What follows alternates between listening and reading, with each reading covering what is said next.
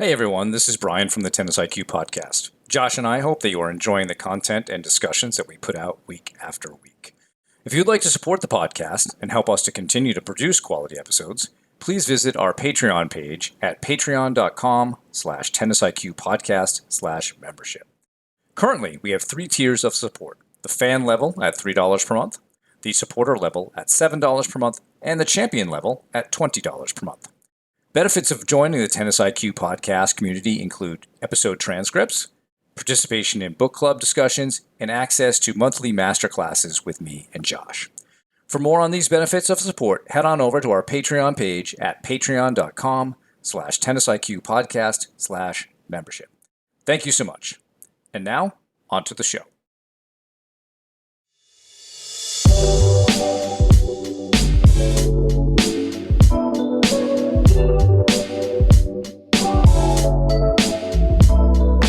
Hello and welcome to the Tennis IQ podcast. I'm Josh Berger.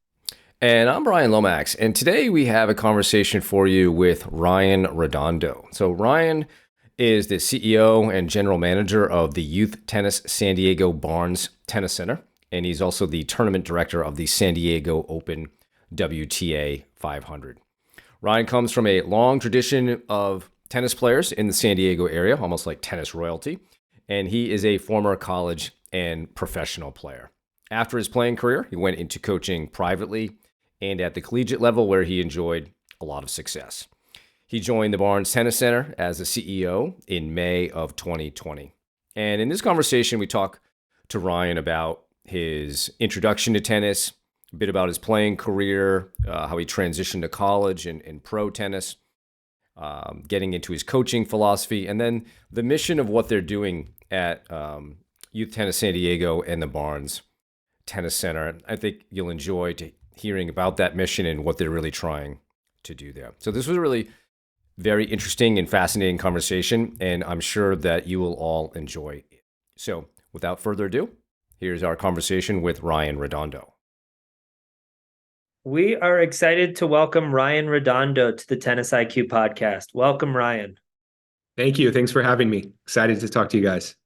Awesome. We are excited as well. So we wanted to start off this discussion today the way that we often do. And it would be great to learn a little bit more about you and your background. Do you think you could tell us a little bit about, your introduction to the sport, how you started playing tennis, and a little bit about what some of that early journey looked like? Yeah.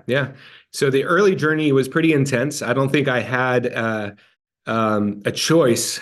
Maybe I had a choice, but when I was born in 1983, my father was the head coach at San Diego State University, and he was the oldest of 9 kids, the Redondo kids, and they really all played tennis at a very high level. National champions. My uncle Walter Redondo was number 1 in the 18s, won Kalamazoo. Played Arthur Ashe, John McEnroe on tour, all those guys. I had an aunt, my Aunt Marita, during the Virginia Slims times, was top 10 in the world, played all the Grand Slams. So I was introduced very early to tennis. I would go to San Diego State and sit there all day long while my dad coached. I'd hit on the wall. I'd go into the parking lot. I would play. So I would beg and cry to have all the team players play with me. So that's how I got started. And then I played junior tennis in Southern California and, took all the steps from there as a competitive player to playing for the U.S. national team, playing futures, satellites back then, and then playing college tennis. So yeah, I was heavily involved. For sure. And it seems like I read a story of perhaps a transformative experience with you in 1989 on court with Henri Leconte. Yeah. During a Davis Cup match. Can you tell us a little bit about that and how maybe inspiring that was or transformative? Obviously, you already were in a tennis family, and so that was there. But what was that experience like? Yeah, so I think I had just turned 6, literally down the road from where I'm sitting right now at the sports arena, at the Barnes Tennis Center right now. 6 years old. And the backstory to that was my dad was the director of tennis at what was then the Le Méridien Resort, French resort on Coronado Island here in San Diego. When the U.S. drew France in the Davis Cup, they hosted it in San Diego. And because of some family connections with Jean-Baptiste Chanfrot, who was a very, very prestigious #1 French tennis player, who was part of our family with my Aunt Marita. We hosted the French team at my dad's resort and the club. So they practiced with us and stayed there. So I got to know Yannick Noah, Guy Forget, on LeConte. And, at 6 years old, I would just watch them practice and they would hit with me. And during the match, one of the Davis Cup ties, LeConte said, "Hey, come and sit with my wife on the court, in the box." So I just sat there. McEnroe took a bathroom break. LeConte, being the showman he is, he grabbed me because he knew I could hit already, because they had already been hitting with me at the resort. Pulled me out in front of, I don't know, 8,000 people, and just started hitting with me. And yeah, it was pretty good, but I'm using a racket that was like, his racket was so heavy. And, so I'm hitting with him and the crowd loved it. I think it was Roscoe Tanner who pulled me off and did an interview with me on ESPN. Nike sponsored me, the next day. And that was that. A pretty cool experience for a 6-year-old. Yeah. Right. Yeah, it was. And the crowd actually loved it. So for me at 6 years old, really that was like, oh, I want to do that again. I want to play, and so that was my drive to like, I want to be like these guys. I just heard a crowd cheer for me, every time I hit a backhand. So it was pretty cool.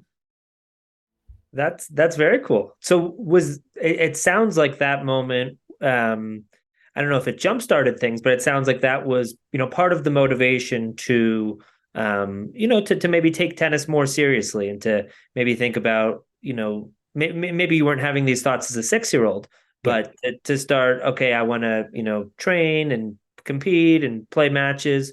Can you tell us a little bit more about sort of that journey and, whatever parts you want to highlight, I guess, from that moment to, playing in college and then on the satellite tour?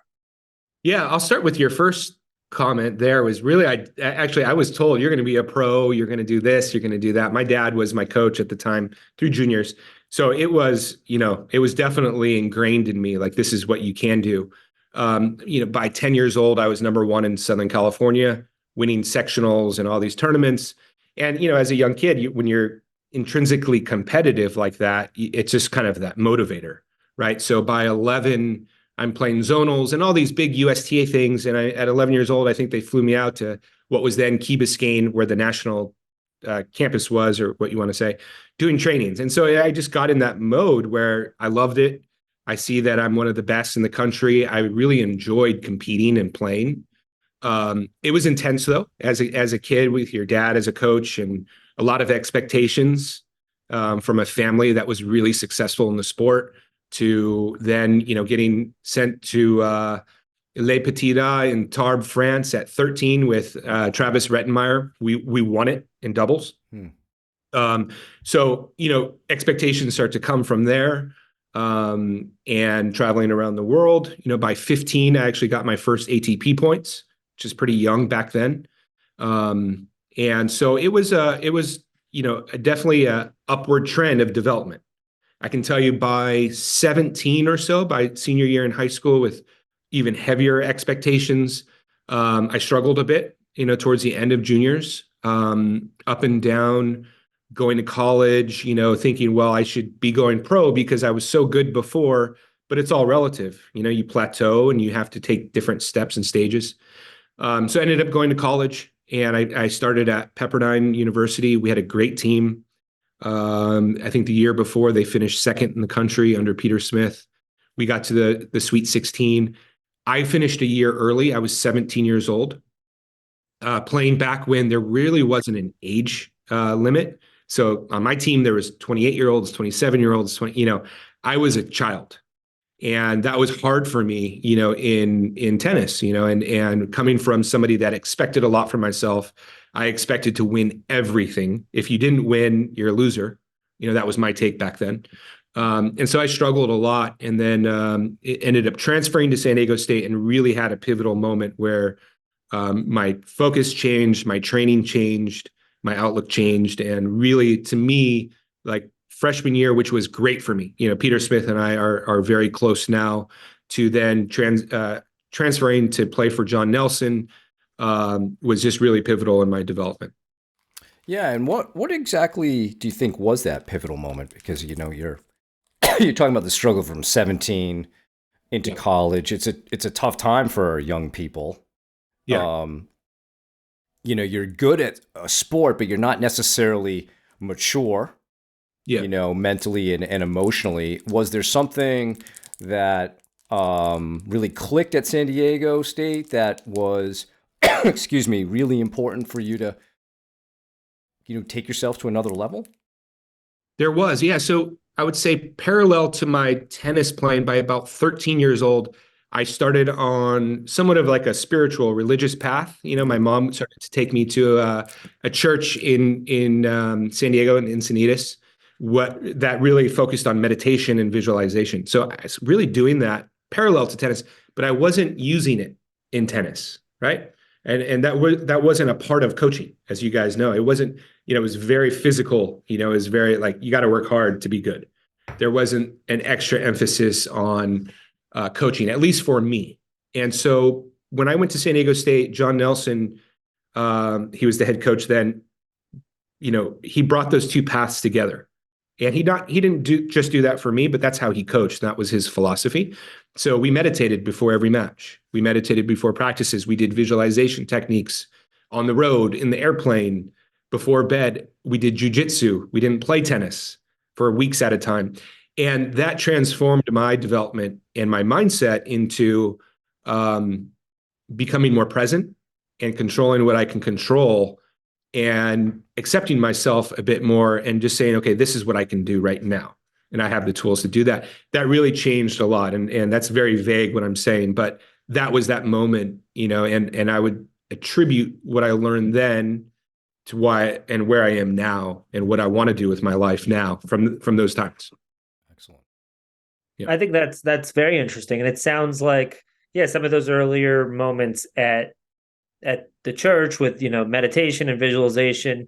It sounds like, though they were disconnected at the time, right? You weren't necessarily applying that to sort of your approach to the sport at the time. It sounds like, once you transferred and once you were in that environment where, those sorts of ideas and, breathing and jujitsu and, and different things like that were more prioritized, that maybe that all started to connect at that point. And then you mentioned something interesting that it sounds like some of those experiences were formative in terms of, the work that you do today and sort of your outlook and goals currently.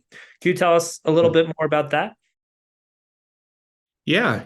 So, when I think about those times and just talking about it openly, I don't talk about it a lot. The fear of losing and the fear of risk taking and pushing and fighting, right? Those are the kind of things that make you a successful competitor. Some of the things. And I think that's what's really helped me now is, okay, this is what I can handle right now. I have these huge goals. I have these visions. How do I take them, one step at a time? And I attribute mental toughness to self-efficacy, right? So I know what I can do right now because I've done it a lot and I've trained myself. So that's what I'm doing now. And I still think back, okay, what would I have done when I played or competed? I still compete in padel and whatnot, and I still try to use those things. But those are the values that we try to, at least within the programs we have here and the business that I'm running, we do a lot. And that's what, those are the values I come back to and the tools. I run 3 businesses and major events and whatnot. And people are like, how are you going to do all of that? But it goes back to those times of segmenting. This is what I can do right now. This is what I can do right now. And it's just kind of over and over again and not going towards things I can't do. Right. So, I don't know if I answered your question, but that's how I see it in my mind. It seems also, Ryan, that you've really shifted a lot toward purpose. What you're doing at Barnes and maybe even with Padel and even just becoming a coach. There's, there's purpose there in terms of helping people, become better tennis players, become better competitors, but also become better people. And Yeah. I read a story about, your first day as CEO of Barnes, and you sat beneath a photograph, I believe, of your great grandmother Mhm. winning like a sportsmanship award. Yeah. Yeah. And so I'm curious on, maybe how that has shaped you, just like maybe developing character of players and young people, and the purpose that's bringing to your life and to your mission at Barnes. Yeah, yeah, absolutely. It's all about people. For me, running businesses now is the same as exactly the same as how I coached and how I was then coached before, even as a child. And it's all about how do you behave? What is your attitude like? How do you want to represent yourself? And how do you take care of other people? That was the biggest thing.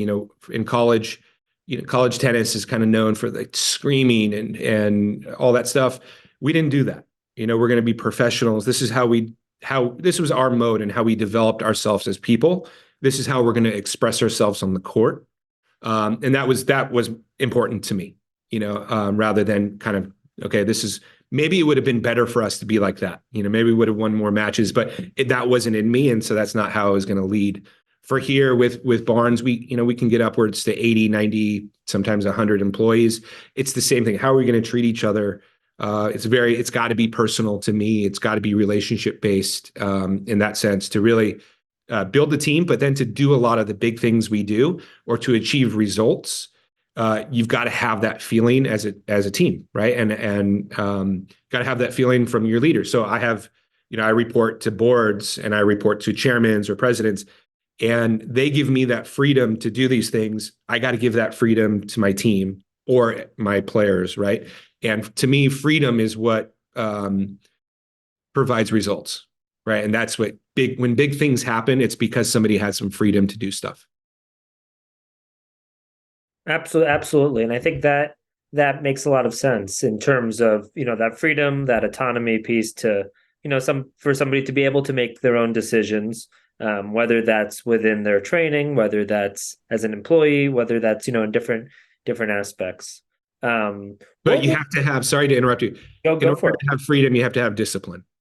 And so that's another part to what we're always evolving. And as a coach, as a CEO, whatever, it doesn't matter if you're in sport or business, the more disciplined you are, the more freedom you're going to have. So that's had to make that statement. Yeah, extreme Thank you. ownership, Thank right? you. That's Jocko Willink and Leaf Babin talk about that. Yeah. And John Nelson, before that, years and years ago, discipline equals freedom. He would say that to us in the 90s. And so when I saw Jocko and his jujitsu studio is just down the road from here, I was like, oh my God, I love it. That's cool. That Yeah. is very cool.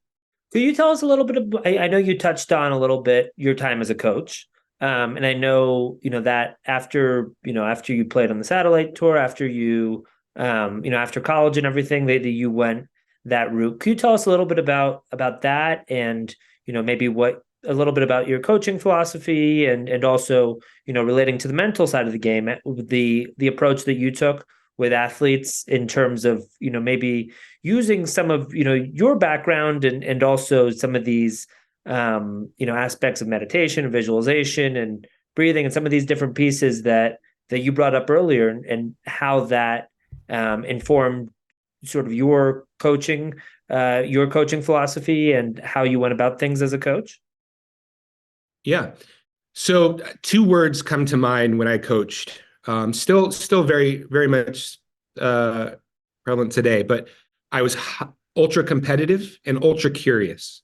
So ultra competitive, which was good and bad, right? So I probably lost matches for my team, and the players because I was so competitive and so intense. I probably made them too tight, which got me to realize that. And the one thing as a coach and as a CEO, that I still do is I have my own mentors and coaches myself to help me. And there was pivotal times, when I was a coach that they said, Ryan, you got to back off. Like everybody knows how much you want it. Everybody knows how much you care about them, but back off and find some different ways. So that really helped me again, come back to, okay, this is what I learned at San Diego State about being present, accepting, letting go of results and stuff. I need to do that as a coach as well. right? Because now I went into the coach mode of, I got to win. I want a better job. I want to make more, all of those other expectations. So I got very curious, which then brought me back to coaching in a very more emotional and mindful way. I hope, that was my intention at least. And so I did everything from bringing the visualization techniques, the meditation techniques. I worked with a gentleman named Greg Warburton for many years as a coach, and we did a lot of tapping. So I taught my players how to do tapping for the sidelines or whatnot. So that was a really big part to my coaching. I've tried to bring that here to Barnes as well, so that the kids have this opportunity to get those kind of trainings as well.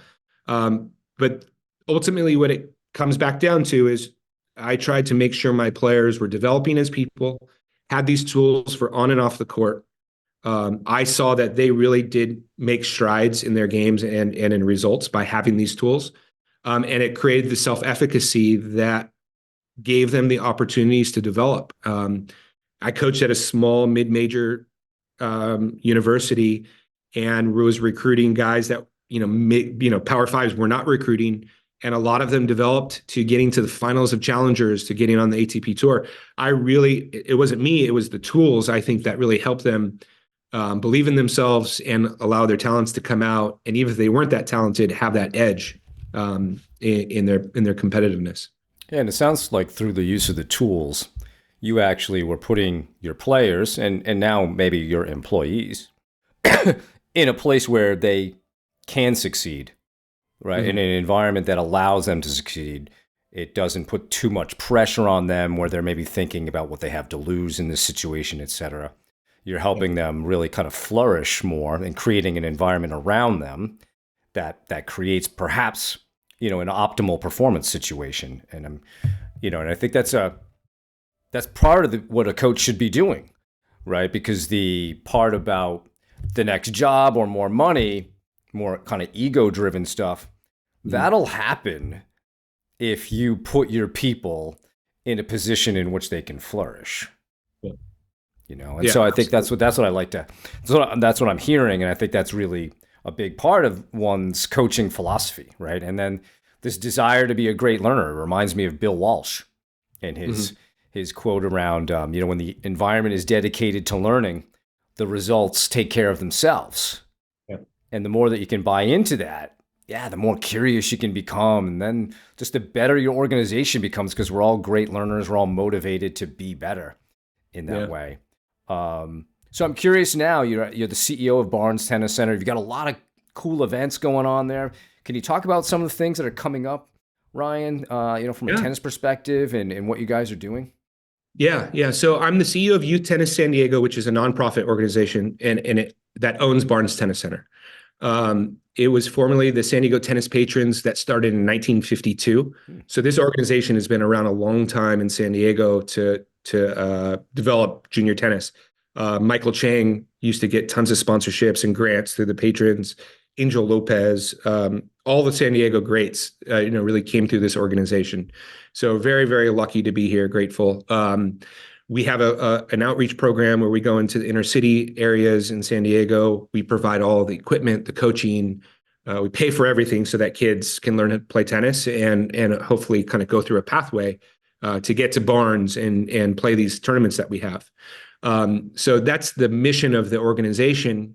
We're really lucky to have this beautiful 16-acre facility. I was hired May 1st, 2020. And my goal, I have many goals, but a big part of it was to transform San Diego tennis, transform the Barnes Tennis Center, and make this really the mecca of tennis in the United States, if not the world. And so we have just a great team, very, very accomplished, highly competitive employees here that just want to develop and want to do the best they can. And from that, we've developed a ton of great programs here. We have the Jump program, which is it's a program where we pay for all of the entry fees for junior circuit events, level 7 events, and we're now bringing that on to the lowest level ITF junior events as well. So we have hundreds of kids that are playing for free and competing. We have a junior program that's developing national champions international champions, pros through the Steve Adamson Tennis Academy.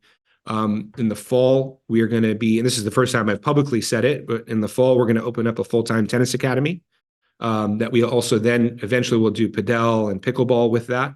So we have great programs that we offer here. February 24th, we have a WTA 500 that we run at the Barnes Tennis Center. I'm the tournament director of. We have the Billie Jean King Junior Nationals, girls 16s and 18s. We have a J300 ITF. What I'm really excited about is all the ITF tournaments that we're bringing to Barnes. So if they all get approved, we'll have, I believe, 10 junior ITF tournaments here, which is going to change the landscape of San Diego tennis, Southern Cal tennis, and American tennis. If you look at all these other countries that are having, they have tons of ITF junior events. The U.S., in partnership with the SETA and the USTA, we're trying to bring as many as we can here to Barnes. And, what we saw in November, we had I think it was a J30 or 60. Our local kids who are, playing level 4s, level 5s are beating some of these, seeded international players that have these high rankings because, and they're beating them because the talent's there. They just don't have access to these events. And so I'm really excited about that. And, just the pathways and the programs we have for Barnes.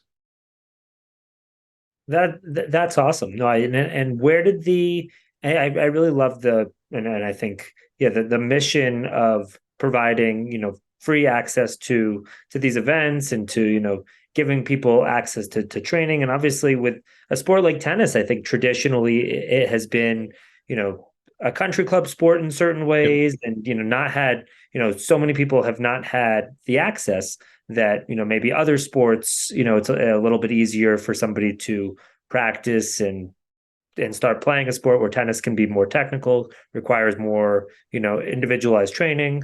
So can you tell us a little bit more about sort of, the idea behind that mission of, really trying to increase the accessibility of the sport to people of all different backgrounds? Yeah. So before I was hired here, we have several case studies. We'll use one of them. He's a coach now for us here, Ivan Thama. Ivan got his master's, played for Grant Chen at SMU, played at UC Davis, won Kalamazoo, I think 16s or 18s doubles. He grew up in City Heights, which is not an affluent area in San Diego, inner city, dangerous. He grew up at Urban Village, where we have programs now. Played for free, eventually came to Barnes, got sponsored. And that's our dream. Our dream is to replicate that over and over and over again. And we haven't accomplished that yet, but that's our motive. Right? That's what, drives me right now and drives the staff is we got to get more kids like that. And that's why we have those programs. And so whether they go on to win Kalamazoo or not, Ivan got a degree, right? He got a master's through these values and these skills through tennis. And so that's the mission behind it. That's why we do it. What I found was, like you said, it's a country club sport. And we're like, okay, well, we have hundreds, if not thousands of kids playing tennis, but they're never going to play a tournament. They're never going to get a ranking. They're not going to ever get this because they can't afford it, right? And at the lowest levels, when I got out of college coaching and then I started to see, all right, this junior event costs what? And they just lost 0-0 and they're done in a day. Well, that's not going to grow the game, right? So that's where the jump program started. It's called the Junior Underwriting Master Plan for tournaments. And now we have hundreds of kids are playing level 7s where, what I saw was clubs were canceling those tournaments because there's not enough kids registering. Now we actually have to cap them. And we have kids coming from LA and Orange County. A lot of them probably could pay for it, but we tell them just take more lessons, put it back into your club, get yourself better, but continue to play these things. So that's why we do what we do. We think it's really unique. We think that we're growing the game, and that's our responsibility and what really drives us. Yeah, no, that's a fantastic way to do it. And I mean, if you think about it, tennis is from a physical perspective, such a unique sport because, it involves a lot of the speed and power of other sports that, maybe underserved populations would tend to play, like basketball or football, right? There's a lot of power in tennis. Yep. But there's also the possibility of that you have to do it for a very long time. Mm-hmm. You know, your match could go anywhere from 30 minutes to maybe 3.5, 4 hours, right? And that's a pretty cool challenge in terms of how does one train, how does one get better at this sport, along with the fact that you're out there by yourself and trying to figure it out, and you're coaching and you're the line judge. I mean, I think there's such good stuff going on in the sport that's great for all populations.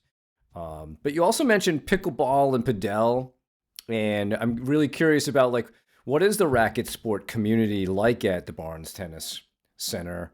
You know, who's involved in all the different sports, and, you know, what's sort of the growth plan for padel and pickleball for you? Yeah. So we started with padel in 2021, and we first installed 3 courts, and now we have 7. We have a pop-up court that we put on our stadium court for the Pro Padel League All-Stars in November. But that is, you know, a fantastic sport to me. I love it. I play it. I run as a partner and CEO of Tactica Padel, where we're installing facilities throughout California. And so I see the growth in it, and to me, it's just an awesome sport. It's different than tennis, but very similar to squash, very complementary to tennis. You know, it's like, I always say, it's like doubles in the 90s. Without serve, right? But then you have the glass to use.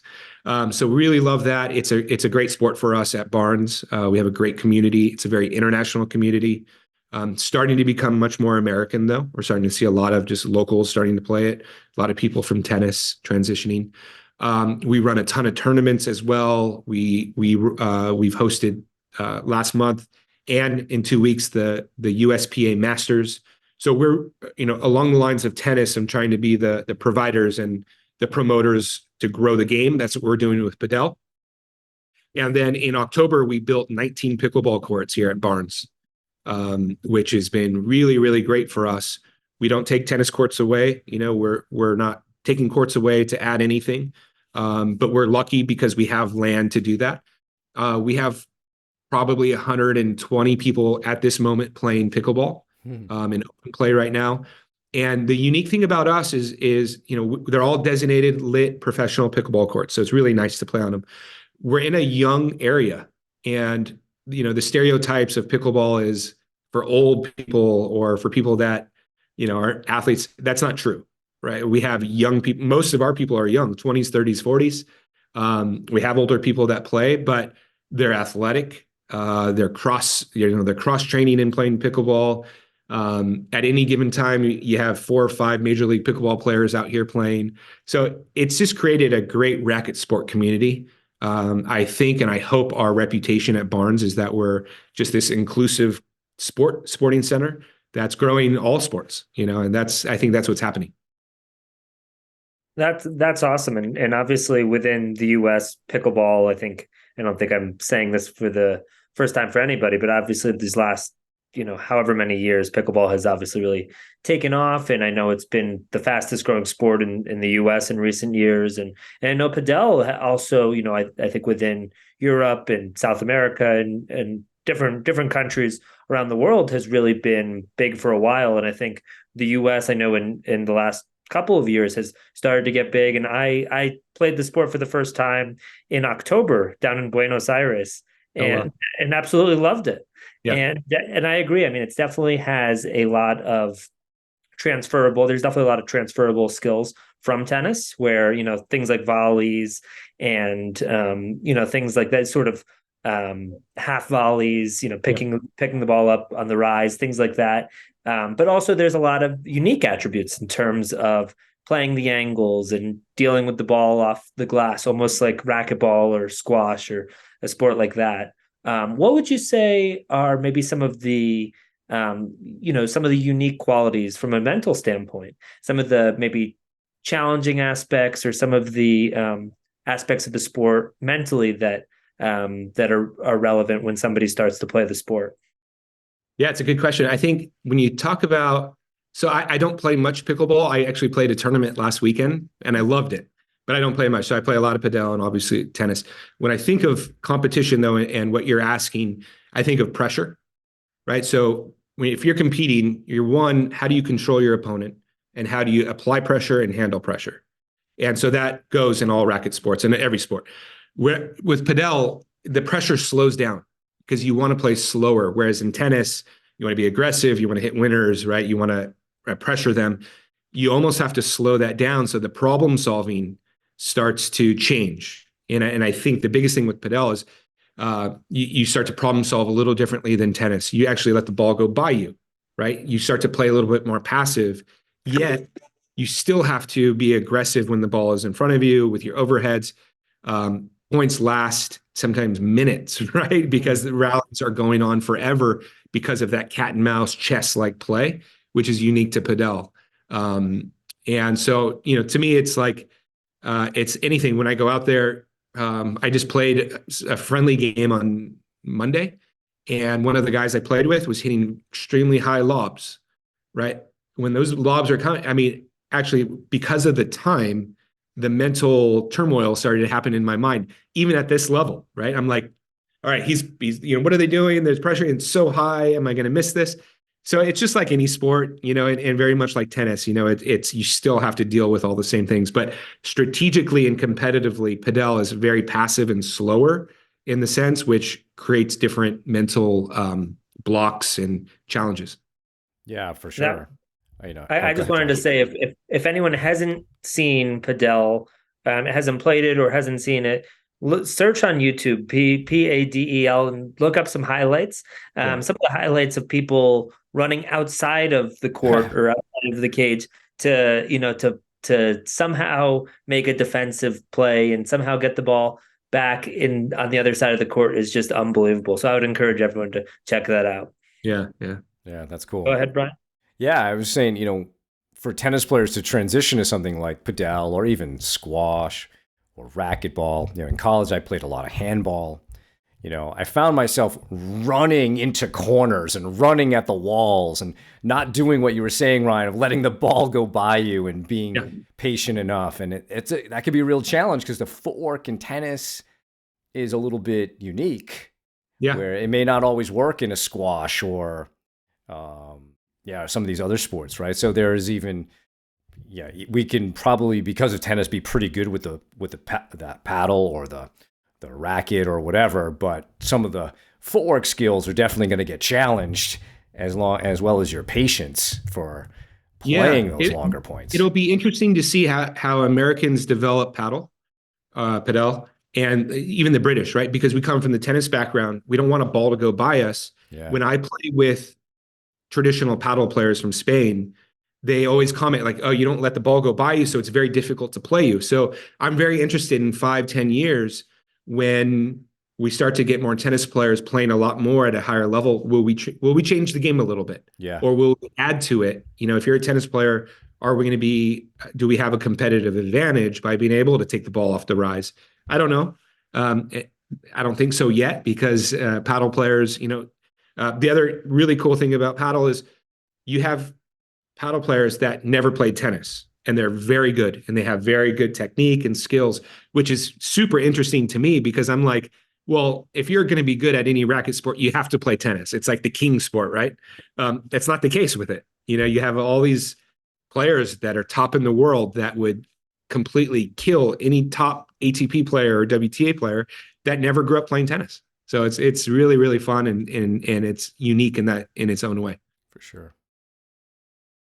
Very cool. I think, in terms of some of the main questions that I had in mind, I think we've covered a lot of them. I guess, so one of my main questions, and I think you definitely covered this to some extent, is, what's coming up as you look at, the next 3, 5, however many years. What do you see as sort of the growth of, both padel and pickleball and tennis within, with everything that you guys are doing? So what are some of the things that you're most excited about in the upcoming years? Yeah, a couple of things that come to mind. So one, I'm really trying to learn, and I think we all know what it is, but so pickleball, why it's so popular, padel fastest growing sport in the world. How do we use those sports to help grow tennis? And that's what I'm trying to do. And I'm trying to figure out. So we know that pickleball and padel are so popular because they're social, right? They obviously less skill level. How do we take those attributes and the positives that are growing those sports and bring it to tennis? So, for me in 3 years, how do I get more adults playing tennis here at Barnes?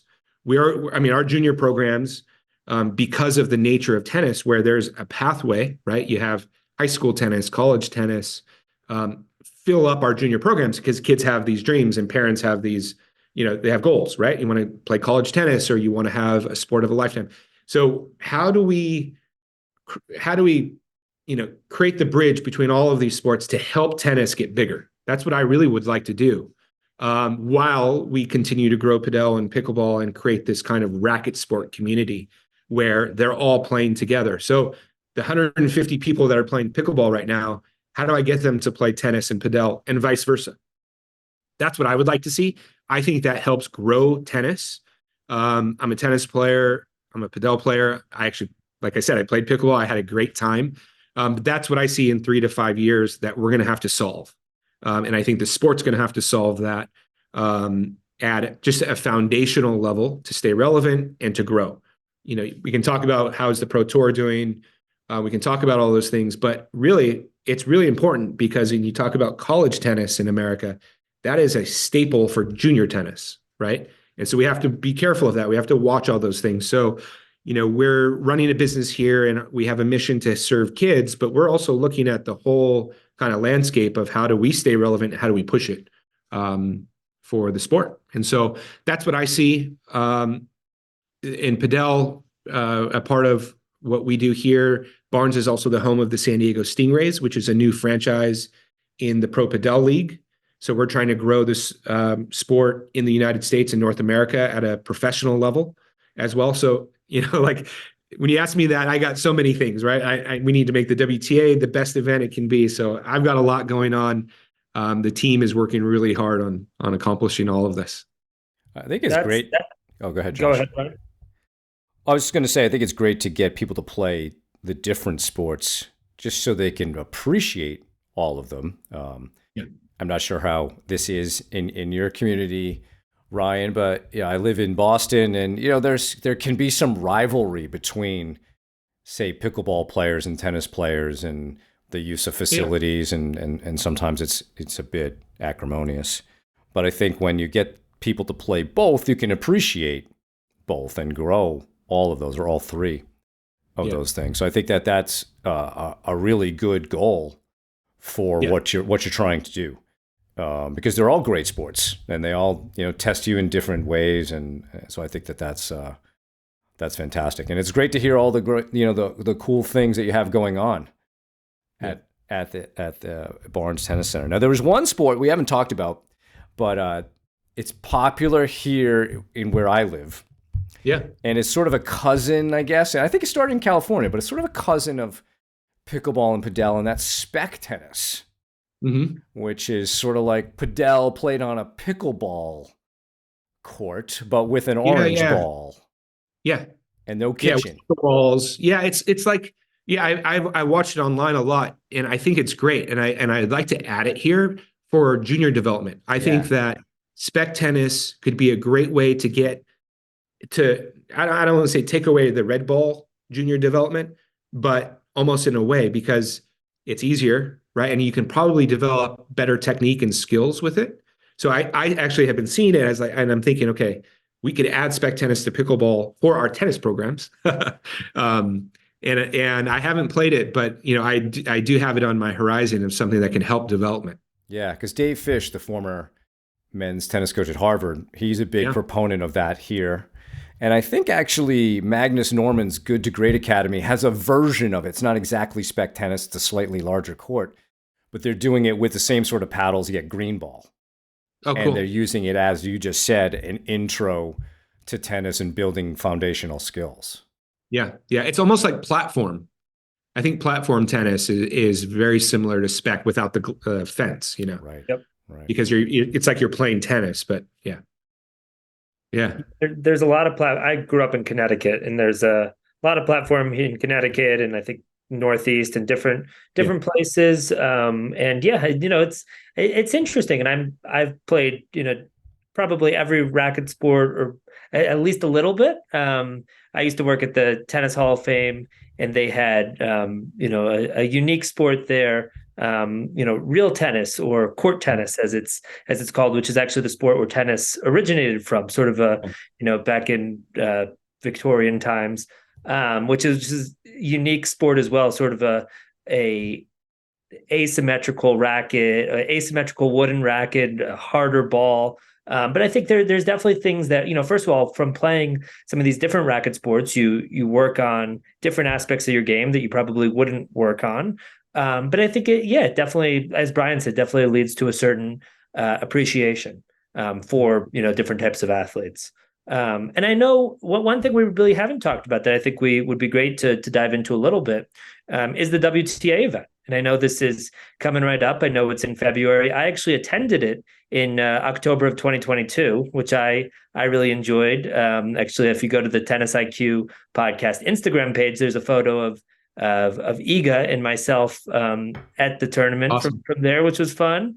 And yeah, I know actually before we started recording, you mentioned I forget the exact name, but something about, I think it was mental health, or mental, sort of how you guys are prioritizing mental aspects of the sport, and sort of the well-being of athletes that are involved within the tournament. Do you think you could tell us a little bit more about the tournament itself and about that mission on the mental side?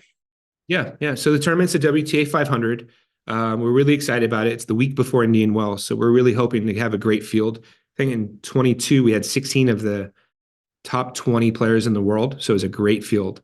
But the initiative that we started is called the Women in Wellness, and the premise behind it is, all of our sponsors, our major sponsors, come from some kind of wellness background. Symbiotica through supplements, Rady Children's Hospital, ResMed, which is a company that solves sleep apnea and sleep deficiencies. So we started to target, okay, how can our sponsors grow their platform, and how can we help our tournament, one, and utilize that within the WTA and the players, right? And start to expose how women are taking care of themselves and find better solutions. So using the platform from YTSD and Barnes, where we're out in the inner city, it's kind of this comprehensive package that we have for our sponsors that ultimately then educate and empower and provide resources for women. And what we were talking about before we started recording were some of our Q&A sessions where we're doing with, for instance, Danielle Collins, who else? I mean, you name it. We bring out the ladies out there, and we ask, like, what are you doing for your mental game? What are you doing for sleep? What are you doing? And it's just been really, really received well, because we're starting to get exposed to how these professional athletes are just people, right? And we're not talking about how they hit this forehand or their backhand or their strategy. We're talking about real things that they have to do on a day-to-day basis to become better people. So it's been really, really fun. We've had sports psychologists come out to do the Q&As. A dear friend of mine who works and has presented to the Dalai Lama comes out and asks these really, really unique questions and stuff. And so just creating a new spin on it, and I kind of go back to, well, that was what we were doing back in the, late 90s and stuff when I was playing, and what really transformed for me now, and exposing that, and I think it's really important for young people to hear what Coco's doing and, the best players, because it's all relevant, and it affects our daily lives. So that's the initiative behind the WTA San Diego Open. I think it's a great initiative because, especially professional tennis is very challenging. We actually did an episode on the different lifestyle challenges of professional tennis and how it can affect one's mental health, and it's very difficult. And I think the more support can be brought to the professional players, the better, for sure. And so I love that what you're doing there, Ryan. So as we wrap up today, what are some ways for people to connect with you, to connect with what's going on at Barnes, maybe even visit you in person? How can people get in touch and follow you? Yeah, pretty easy. Barnes Tennis Center. If you want to come out, I'm here. We have, our Tactica Padel site is here. Sometimes I'm traveling around at our other sites and whatnot. But Barnes Tennis Center, our website, barnestenniscenter.com. We have our social media as well on Instagram, Facebook. I'm pretty involved in my Instagram and LinkedIn for updates. I think it's, what is it? Ryan Redondo _ CEO Barnes Tactica. I don't know. You can find me. It's easy to find people, but I give a lot of updates on what I'm doing and what we're doing here on social media. And then always you can email me rredondo@ytsd.org. If you have questions or if anybody listening wants to collaborate on anything or needs advice, you can go there too. Great. Well, fantastic. Thank you so much for joining us, Ryan. It's a great conversation. And, I know we love what you're doing there. Yeah, absolutely. Love the questions and being able to talk about the things that you guys provide and offer to tennis players and all people. So keep it up and thank you very much. Well, that was an awesome conversation with Ryan Redondo. I would say for me, one of the biggest takeaways was really the mission and the purpose behind so much of what they're doing. Whether it be working with junior athletes and, helping to improve accessibility for tennis, which is, I think historically and currently been a real challenge where, people of different types of backgrounds don't always have access to the sport or access to, training and lessons and things like that. So they're giving, people free access to playing in tournaments as well as, as well as, training for people of all different types of backgrounds, which I think is awesome. And also what they're doing with their WTA tournament. The fact that they're really taking this proactive approach to health with women's tennis players with the WTA tournament, but also having events relating to mental health and that sort of thing, I think is really admirable. And I think to me that was definitely one of the biggest takeaways from the conversation. And I think it's something that everybody really can apply. People can think about how they can, with whatever they're doing at a professional standpoint on the tennis court, with whatever they're doing, can you take more of a purpose-based approach and really, rather than just going through the motions or just doing something for the sake of doing it, can you find maybe deeper reasons for doing things? And it seems like for Ryan, a lot of that stems from, from his background and his introduction to the sport and, some of the aspects related to the mental game that we talked about in this conversation, things that, he had been introduced to from a young age, things like meditation and visualization, controlling the controllables, things like that we also talk about in this podcast. But it seems like he's taking some of the values, I would say, that are connected to that and really applying that to a lot of the work that he does today, which I thought was really cool. I'm glad you highlighted the purpose part, Josh. We had an episode recently where we contrasted a performance-based identity versus a purpose-based identity. And I think the more that we find purpose in what we do, whether that is tennis or like with Ryan, it's been tennis, but it's also now kind of the mission at Barnes. It leads to that deeper, more intrinsic motivation, that stronger drive and fire to continue to do what you're doing. And so I think this is a great and inspirational story around purpose. I think if I take it to the next level, what I also liked, Josh, was something he learned as part of being a college coach, and now he's applied it to being CEO, is this idea of helping either your athletes or your employees really flourish in what they can do, right? And really working with them as who they are so that they have, the freedom and the autonomy. You use freedom a lot as a word there. And I think that that's good. The idea of discipline leads to freedom. But in reality, when we're talking about, employees and players, it's giving them the autonomy, giving them control over how to shape things and let them flourish in that environment. And that's one of, if we go back to like a psychology-based theory, it goes back to self-determination theory. What motivates people oftentimes is autonomy, giving them this sense that they are in control, they have the choice to do things. And then, of course, in his leadership position, he can be helping them foster discipline, etc. So they have this, this freedom or autonomy to do what they need to do. So I thought that was a really cool part of what he's doing. Yeah, because they do have big goals there. And it's, as a leader, you have to make sure you're assembling a great team and then allow them to do the work so they can achieve those goals. So that's our show for today. Thank you for listening. And once again, thanks to Ryan Redondo for appearing on the show with us. For more on today's episode, please check out the show notes. If you have any feedback or questions for the two of us, please email us at tennisiqpodcast@gmail.com. Also, if you're enjoying the content that Josh and I discuss on the show, please rate and review the podcast so other tennis enthusiasts can find it more easily. Additionally, to be notified of new episodes, please subscribe to the show on your podcast platform of choice, including YouTube. And you can also check us out on Instagram. If you would like to support the podcast, please visit our Patreon page at patreon.com/tennisiqpodcast/membership, where you can learn about the benefits of being part of the Tennis IQ podcast community. Thanks again, and we'll talk to you soon in our next episode.